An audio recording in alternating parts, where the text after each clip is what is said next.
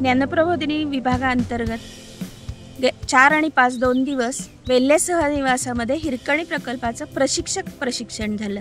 याच्यामध्ये प्रबोधिनीच्या सोलापूर हराळी केंद्रातील सदस्य, त्याचप्रमाणे विस्तारासाठी घेतलेलं शिखरापूर, मुळशी येथील सुद्धा सदस्य या प्रशिक्षणासाठी उपस्थित होते।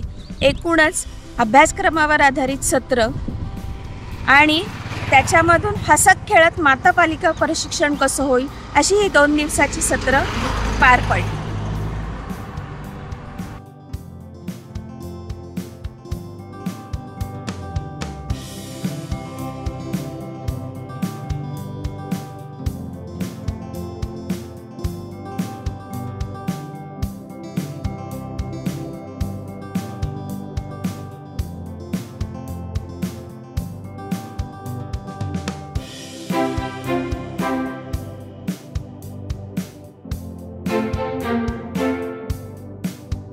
शिक्रापूर येथे मी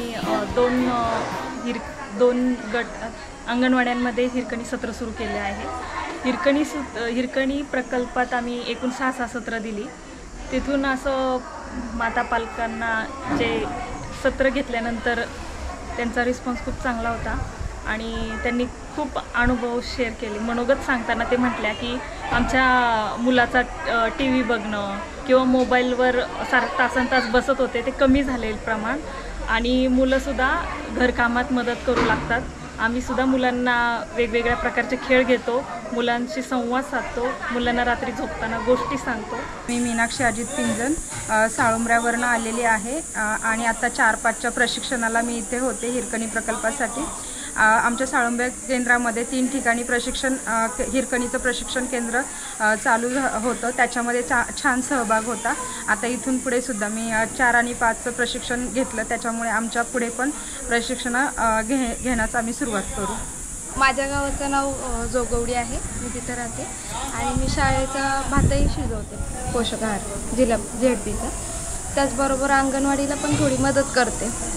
त्याचबरोबर ह्याच्यात सत्र वगैरे झाली आमच्या गावात, तर मी 2-3 अटेंड केली।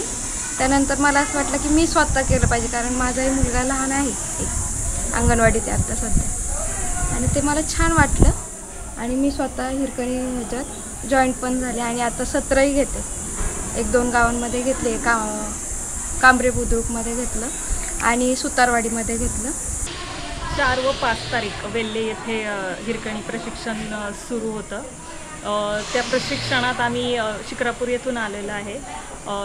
हे प्रशिक्षण खूपच चांगलं झालं, खूप शिकायला मिळालं इथून, आणि जे आम्ही हिरकणी सत्र घेतोय त्याच्यात जो बदल किंवा अजून गरज कुठं कमी पडतोय ते आम्हाला इथं शिकायला मिळालं। नमस्कार, मी हौसा संजय जाधव, मी दिसली इथून आले, मुळशीतून, आणि आजचा कार्यक्रम चांगला वाटला की छान, कधी पाहिलं नाही पण नवीन असं काही गोष्टी ऐकायला भेटल्या आणि काहीतरी म्हणजे कळलं त्याच्यात की आपल्या पोरांसाठी काहीतरी करायला पाहिजे। मी सुनीता कोरे सोलापूर येथे हिरकणी प्रकल्प चालवित आहे। स्त्री शक्ती प्रबोधन हिरकणी वर्ग, हे वर्ग आम्ही सोलापूरमध्ये आणि सोलापूरच्या बाजूच्या एक गाव आहे तिथे देगाव तांडा येथे वर्ग घेत होतो।